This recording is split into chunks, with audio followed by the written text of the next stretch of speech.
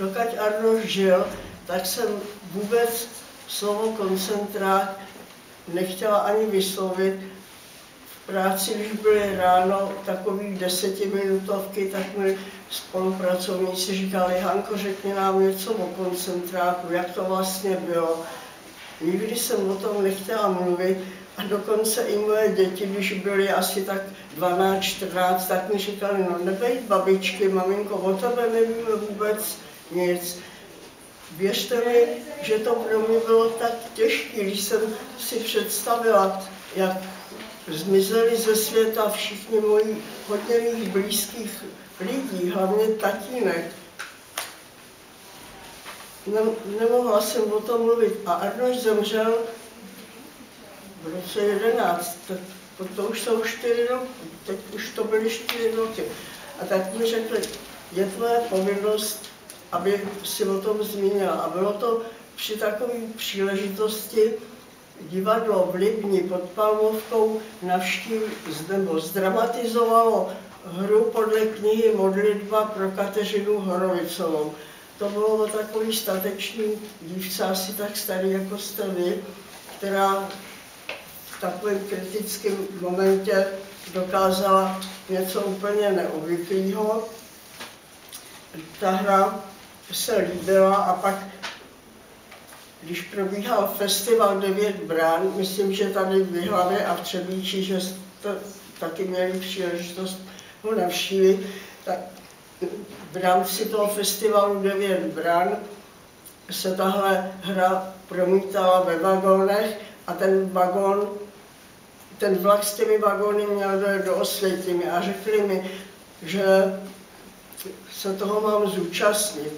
Moje odpověď byla jsem jednou v Osvětimi, už nikdy tam nepůjdu.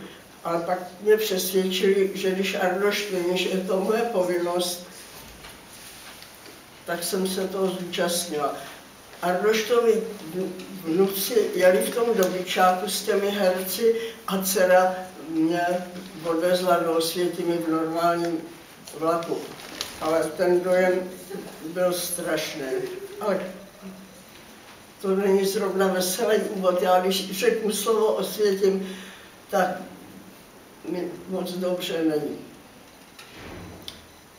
No, prožili jsme hezké dětství, bydleli jsme v Praze, v Libni, té periferie, Arnošt si tam užil s klukama všelijakých darováctví a hodně jsme sportovali. Chodili jsme do školy, v Libni je krásný gymnázium, ale to by bylo dopřáno jenom do kvinty, protože vlastně pro nás ta doba byla taková jako pro ostatní do roku 1933. Tehdy začali z Německa a z Rakouska přicházet emigranti z Německa, kteří na základě norimberských zákonů se stali lidmi druhé kategorie a mysleli si, že v Československu, já si tím špatně, já vás ani nevidím. No, mysleli si, že v demokratickém Československu budou dál žít v klidu.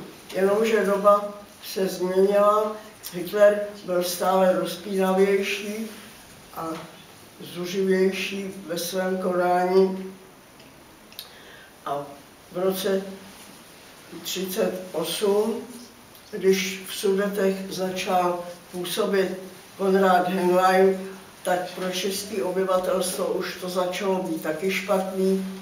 Moje maminka se narodila v Moravský Třebový, to jsou Sudety. Tam žila rodina jejího bratra a jejich dceruška asi 8letá.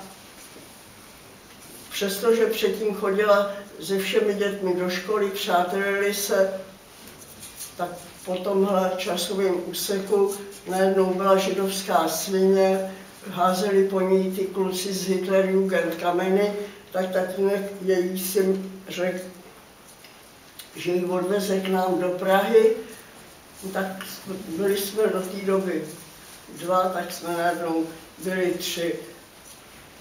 Vlastně to bylo naposled, co toho svýho tatínka vydělat. A pak přišel 39, protektorát Böhmen und Mähren a všechny ty hnusný zvlčilý zákony začaly platit i tady. První, že jsme byli označeni žlutou hvězdou, pokud měl třeba někdo nějakou halenu v létě, tak na té bluzičce i na svrchním oděvu bez té hvězdy vás mohl každý Němec chodit z chodníku nebo vám dát pár facek. A pak přicházelo jedno za druhým. Těch zákonů je strašně moc, ale opravdu se z nás stali lidi druhé kategorie.